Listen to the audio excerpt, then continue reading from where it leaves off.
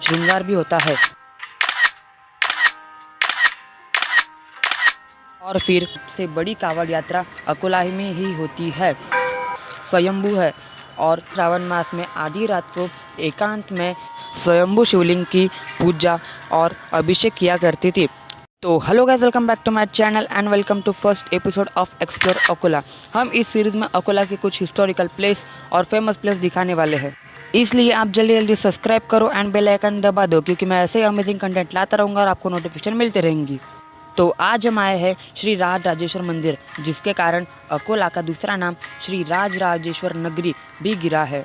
और इस महाद्वार से इतिहास और भक्ति की शुरुआत होती है। अंदर आते ही एक भक्ति और श्रद्धा की ऊर्जा महसूस होती है।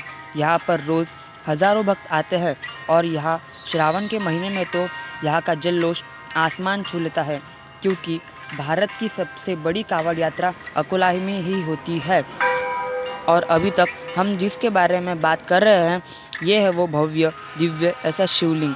ये शिवलिंग स्वयंभू है और ये करीब 600 से 700 वर्ष पुराना भी है। और इस शिवलिंग की एक खास बात है जो इसे और शिवलिंगों से अलग बनाती है।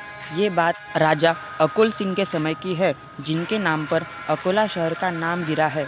एक बार रानी संतान प्राप्ति के लिए एक साधु से मिली और उन साधु ने उनको कुछ बताया, और फिर राजा अकोल सिंह की पत्नी रानी पद्मावती संतान प्राप्ति के लिए हर श्रावण मास में आधी रात को एकांत में स्वयंभू शिवलिंग की पूजा और अभिषेक किया करती थी।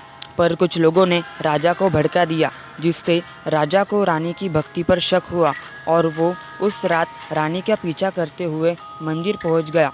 और जब राजा ने रानी को पकड़ लिया तो रानी अपनी सच्ची भक्ति साबित करने के लिए भगवान शिव से प्रार्थना की कि अगर यदि मेरी भक्ति सच्ची हो तो मुझे अपने भीतर समा ले और मेरे पति को शक दूर करे। और तभी आसमान में बिजली कड़की और शिवलिंग के 2 हिस्सों में बट गया और रानी पद्मावती उसमें समा गई। और कहा जाता है कि इस घटना के कारण शिवलिंग में आज भी एक निशान या दरार दिखाई देती है। और ये बात ही शिवलिंग को और शिवलिंगों से अलग बनाती है।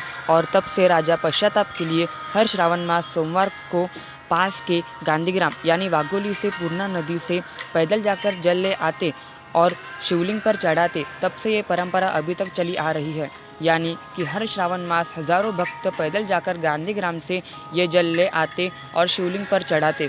श्रावण में यहाँ पे लाखों भक्त रोज़ आते हैं। तब से लेके आज तक ये मंदिर विकसित होते आ रहा है और इसे अकोला का ग्राम दैवत भी कहा जाता है, जिसे 25 जून 2025 को राज्य शासन ने ब वर्ग तीर्थस्थल घोषित किया है। यहाँ दैनंदिन आरती के साथ श्रृंगार भी होता है।